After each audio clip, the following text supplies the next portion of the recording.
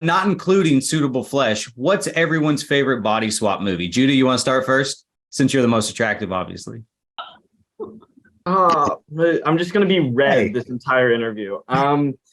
My favorite body swap movie honestly has to be Freaky Friday. Both my older sisters were obsessed with it growing up, and I think that I've seen that movie probably close to 50 times. So that would have to be my pick. That's a good one. Who wants to go next? I'll go next. Mine is Face Off. Face Off is a great answer. I think Face Off is probably my answer too. And in fact, it's funny because we were thinking about what the title of this movie should be. And somebody was telling me, you need to call it what it is. Body swap. Face Off. And I was like, okay. But for a minute, I was like, that kind of makes sense. But we decided not to go with it. We think Suitable Flesh is a lot sexier. But when I got the text saying body swap, I'm like, all right, what marketing genius came up with that one? Like, I get it. Just like slap it on the wall. And you know what? We thought about it for a minute. The numbers come in and it's like, it was Suitable Flesh that tanked the movie. I'm like, all right. Suitable Flesh, though, is a sexier title. I mean, as soon as I read that in the email, I was like, I bet this is a sexy movie. Joe came up with that title. He invented it. Oh, nice. Good on you, Joe. What's your favorite body swap movie, Joe? Mine would have to be the Judge Reinhold, Fred Savage classic, Vice Versa. Came out in the 80s. It was at that time when that was a trend. You had 18 Again, like Father Like Son. Big would kind of be in that kind of world. Yeah, I consider Big a body swap movie for sure. All right, then if you consider that, then my second favorite would have to be 13 Going on 30. Nice. I like it. What about you, Jonathan? Well, it's not fair because you'd said it's Big. Oh, for sure. Well, I didn't. I'm sorry we stole your thunder. I didn't. But I did a piece for Stuart Gordon directed this thing that I had written called Eater, and it was a body swap thing for Eater itself. Now, Heather, wait, you can't pick your own movie. I know. But I picked Big, and then I had to throw that in there, bring in Stuart in the conversation, and there we go. Fine. I think I would have to go with Judah's Freaky Friday, but the original, because I would say as a kid watching that movie, I loved it. You know, when you watch a movie as a kid, you're so much more impressionable than as an adult watching a movie. You're kind of jaded. I loved it. Yeah, I agree with you. I totally understand what you mean. Now, Joe and Barbara, do you consider Suitable Flesh to be a spiritual sequel or spinoff to Reanimator or From Beyond? Like, excuse the pun, but are you fleshing out an H.P. Lovecraft cinematic universe? You mean a Miskatonic verse? There you go. There you go. Well, Barbara, do you want to go first? Because well, I mean, it's definitely in the world of Lovecraft and Miskatonic and Lovecraft stories and things that I had done with Stuart before. And I feel like as I've grown up in the business, I realized that Lovecraft is kind of my legacy. And when this script fell in my lap, when I asked Dennis after Stuart's passing, what do you have that you guys haven't done that maybe was sitting on a shelf for a while? And he sent this to me. I didn't know he was going to give me another Lovecraft script. I didn't know that. I didn't, not necessarily it was going to be that. And I read it and I went, oh, it's Lovecraft.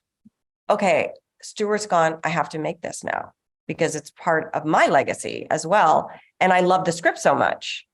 So yes, it is in the world of Reanimator and From Beyond. And there are homages in Suitable Flesh that reference the other films for sure. Not the least of which my glasses that I wore in From Beyond. So that was kind of a thing too that Joe suggested. He said, I think you should wear the glasses for this. Well, let's go even further. So, as like when I got the script and when you turn to page 1 and it says Miskatonic University, people forget that Lovecraft was like one of the original world builders. Like I loved it when Tarantino would have like the Vega brothers in movies, or obviously in the MCU, you have characters that are just kind of traversing through each other's stories, which came from the comics. But even before Stephen King had Castle Rock, Lovecraft was doing that, and that there was something about that world building that was so exciting. And I remember watching From Beyond, and then when someone had a Miskatonic T-shirt on, I'm going, "Oh, you mean Dr. West and Catherine McMichaels are going to walk past each other at one point? How crazy would that be?" So when we did this, we were like, and Barbara already knew how much of a fan and how much of a hero Stuart was to me, that immediately my first notes after like the whole gender swapping note was, how much can we tether into what it would be if this was just Miskatonic University 40 years later? Yeah. And, two fun facts is, one, if you watch Reanimator, there's a very familiar Miskatonic University in that film that's in our film, which just so happened to be 10 minutes down. I thought it was in Massachusetts, and then I was going to have to get a plane to go take a shot. Nope. It's literally right off the 405 in LA. And there you go. And just by putting that in immediately as a fan, I would go, like, I feel like I'm part of that world more. Yeah. And one of the things that kind of got nixed, unfortunately, just purely due to rights issues, was at one point when I was doing a director's pass, I had put in that Barbara's character was Catherine McMichaels from Beyond. And she was like, "That's really interesting. What if this character was the same person from, that film 40 years later?" And purely because of like rights issues, we couldn't use it. But I kept saying in the back of my head, I'm going, maybe it is her still. And she just changed her name because after the horrific events of what happened in From Beyond, I would change my name too. So you never know. But the glasses is definitely a tip of the hat to that. Very much like all the little Easter eggs that we wanted to infuse into this, so that, you don't need to be a fan of Reanimator or From Beyond or any of those Miskatonic-verse films. But if you are, it's just some icing on the cake, right? Exactly. It's a secret handshake. That's awesome. For Heather, Judah, and Barbara, there's not a lot of acting opportunities for actors to share the same character on screen. Like, what are some of the discussions that you guys have with each other when you're all essentially playing like a version of the same characters? Yeah, I think, we had a read through. It was the pandemic, so we were all on Zoom, and we were talking about, are we going to imitate Bruce Davidson's version of Ephraim, or are we going to just find the essence? And I think in watching us all on the Zoom, we kind of just decided that we were going to, go for the essence of that character. That's really in the writing. And I guess it's very clear in the writing. And it was inspiring to see everyone else play it. That definitely informed kind of some ideas of how I wanted to play it, like looking at how the other actors were doing it. But yeah, it was a very fun character to play. Yeah, I think this character of Ephraim actually, who was he before Ephraim? Because it's the entity that was in Ephraim for a while. And then he knows that his body's going to expire soon. So he's going to go into Judah's body. And then if the entity is living as Judah, he's going to be a different person than if he's living as Dr. Derby in Heather's character's body, and in mine, it's all going to be different. So I said this earlier, it's like, if I were this character in this situation, what would I do? That's what actors ask themselves every time they play a new role. Yeah. But in this movie, we have to ask ourselves, if we were the entity in this character in this situation, what would we do? So I think it was a little more freeing for us all as well, rather than trying to copy what Bruce Davison was doing. We all kind of got to do our own thing. If I'm living as the entity, what would my character want to be and do? And so I think we got to live out something else that maybe our characters were afraid to do or something. And even Ephraim in Judah's body says that at one point to Heather's character, your life is little, your world is little, and you could be much more, and blah, blah, blah. Now, Judah, when you're the entity, did they ever tell you it's too sexy, that you got to pull it back a little bit?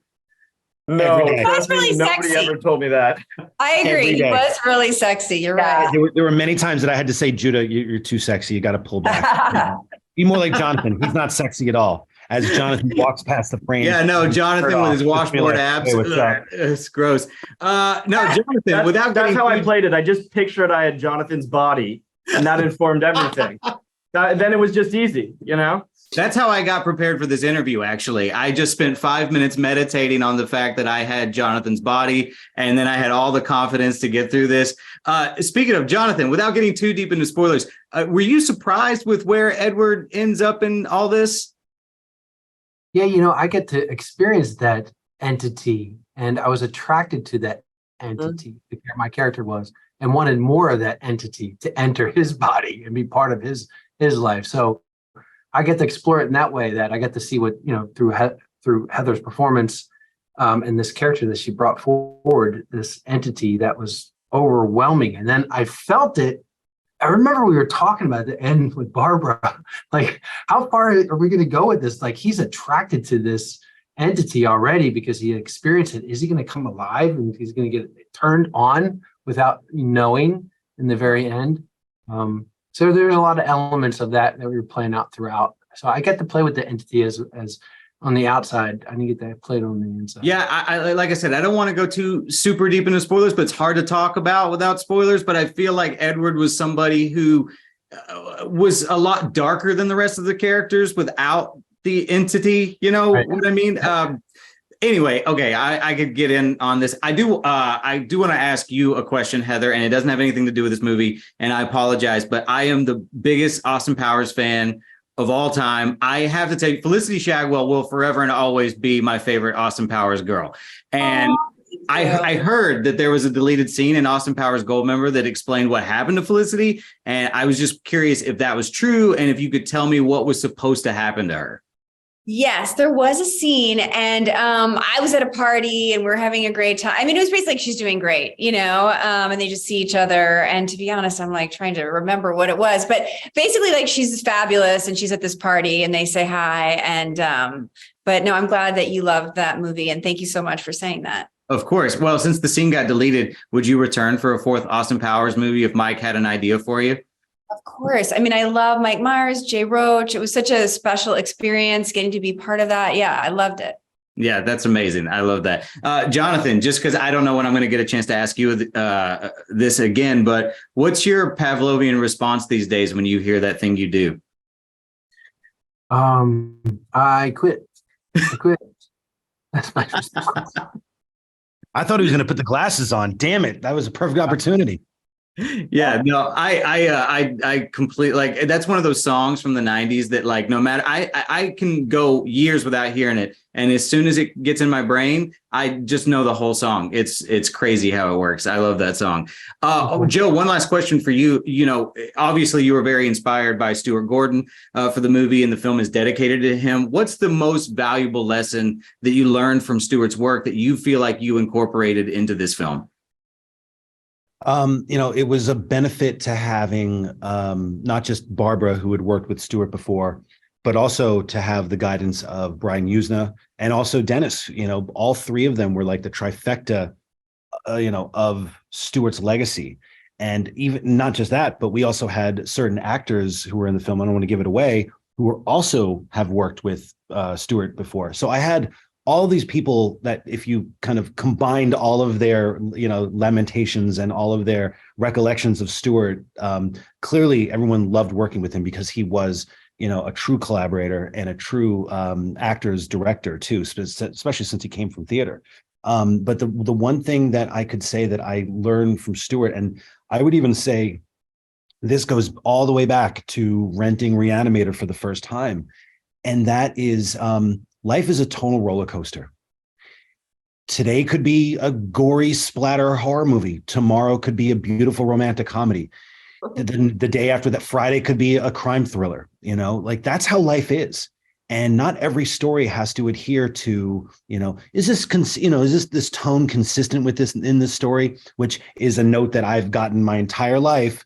And you know what, to be honest, it was so nice to have a project like this that had its tendrils already kind of tethered to Stuart Gordon's sensibility and a script that he was, you know, fostering himself. So you're reading it going, all right, this is a horror movie, and this is an erotic thriller, and this is a comedy, and this is a relationship drama. And then by the end of it, when you're done, you're going, it's all of it. And that's what life is. Very philosophical, Joe. Wow. Yeah, that's very well said. But it's true. If it wasn't for Reanimator and going in, and I remember my mom, who you guys are going to meet tonight, going like, what kind of movie is this? And the guy just kind of went, I don't know, you know, it's a comedy, it's a horror movie, it's a little bit of everything, you know, and that's what life is. And if it wasn't for Stuart Gordon, I don't know if I would have absorbed that in my own career, but especially for this, so no matter what, if anyone's like, oh, totally, it was inconsistent. Well, you, pal, that's what life is. And that's what the suitable flesh is as well.